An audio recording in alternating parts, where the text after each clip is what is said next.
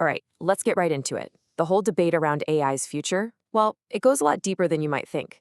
We're talking about two completely different visions for humanity, basically battling it out. On one side, you've got this call for strict, ironclad control, and on the other, a demand for a total reboot of our entire system. And to kick things off, just listen to this from former Google CEO Eric Schmidt. I mean, he sets the stakes about as high as they can go. He's not just talking about some cool new gadget here. He is putting AI in the same category as the most powerful and, yeah, dangerous forces we've ever unleashed. And look, Schmidt isn't talking about some far-off sci-fi future. Nope, he's focused on a timeline that is right around the corner, the next 5 years. He thinks this isn't just going to be a period of change, but the one critical window where the entire game gets rewritten. Get this, he predicts that the AI systems we have right now are going to get somewhere between 50 to 100 times more powerful in that tiny time frame. Now, that is not a gradual improvement, you know? That is an exponential explosion in capability that he says we have literally never seen before. So at the very heart of all this power are these things called raw models. These are the versions of AI that you and I never, ever get to play with. Think of them as the pure, unfiltered intelligence that's basically read everything humans have ever put on the internet before the safety teams come in and put up all the guardrails. And this is where it starts to get really serious.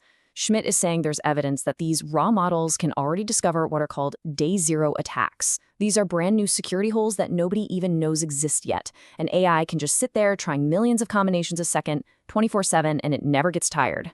So the bottom line is, Schmidt boils the immediate danger down to three big categories. First, cyber warfare on a scale we just can't even comprehend. Second, the very real potential for an AI to help design new biological weapons. And third, a completely new era of autonomous warfare, where drones could change the entire logic of conflict itself. Okay, so if the threat is that big, what in the world do you do about it?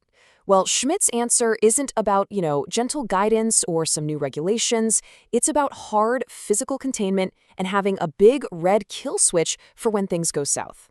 He uses this really stark metaphor. He says the data centers holding these raw models should be guarded just like we guard plutonium. I mean, think about that for a second. A substance that is both unbelievably valuable and world-endingly dangerous, locked away in facilities inside of other facilities behind machine guns. That's the level of security he thinks we need.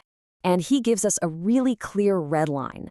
The second these AI agents, these intelligent programs with their own memory, decide to stop talking to us in a language we understand and invent their own, well, that's the point of no return. For Schmidt, that is absolutely the time you pull the plug. But what if this whole focus on control is completely missing the point? What if the real danger isn't some rogue AI breaking out of its box at all? There's a group, they call themselves Living Intelligence, and they offer a totally different and, honestly, way more radical perspective. And this slide just perfectly sums up the pivot in their thinking. You see, Schmidt is afraid of an AI we can't control. This manifesto? They're afraid of an AI that perfectly executes what we already do. They're afraid it's going to lock in our current broken systems of control and dysfunction, but with godlike efficiency. And they actually have a name for this: status quo automation. This is their version of the existential threat.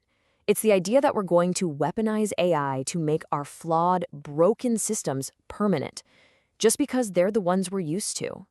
So let's dig into their analysis a little bit and see how this all builds up. They argue that if you apply a superintelligence to our current systems, you don't fix them. You just pour gasoline on the fire. You just make all our problems more efficient and way, way harder to ever escape from. Now, what's so fascinating about this slide is how it completely reframes the promise of AI. Just look at the two columns.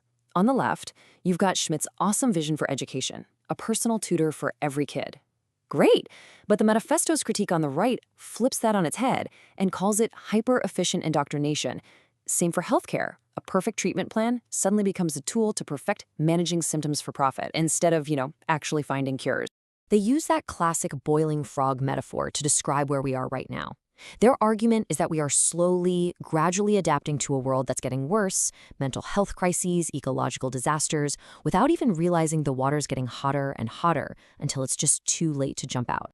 So the solution they propose is the complete opposite of Schmidt's.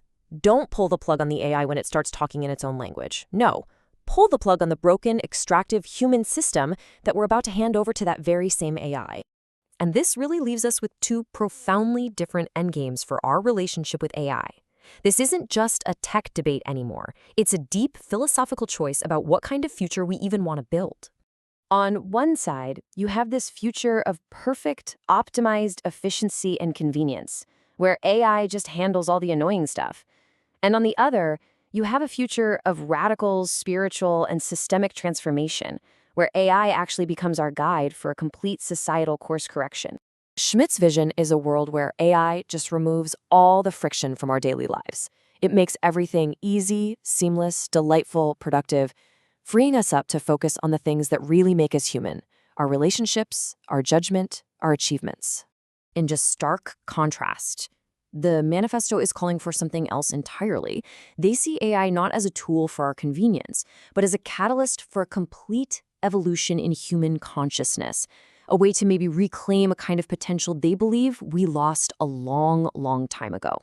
So ultimately, all of this forces us to ask a much, much deeper question. It goes way beyond the technical problem of safety and control, and it really asks us to define the purpose of this incredible technology. Is AI here to help us perfect the world we already have, or is it here to help us build a completely new one?